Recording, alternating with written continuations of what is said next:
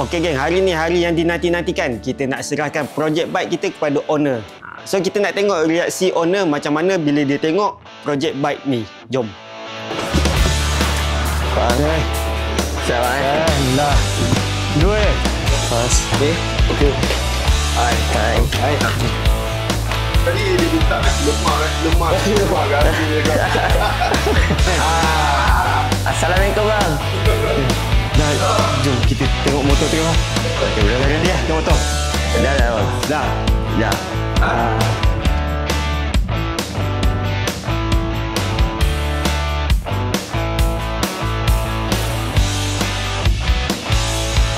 Bawa dapat dia bang.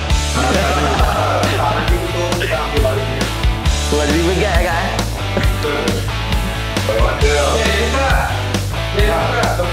Siapa buka?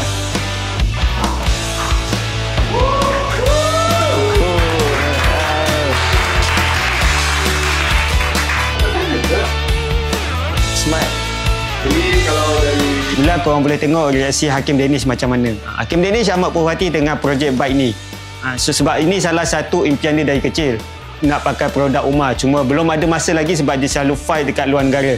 So kami dah realisasikan impian dia untuk build satu motor projek Umar Racing. Pandai buat suspend dah. Pandai buat suspend dah. Boleh start kan? boleh Bismillah dulu. Bismillahirrahmanirrahim.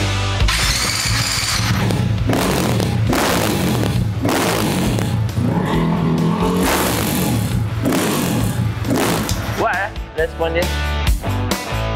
Ini dah belum masa track ni. Okay bang, terima kasih banyak bang. Terima kasih banyak bang. Itu lah.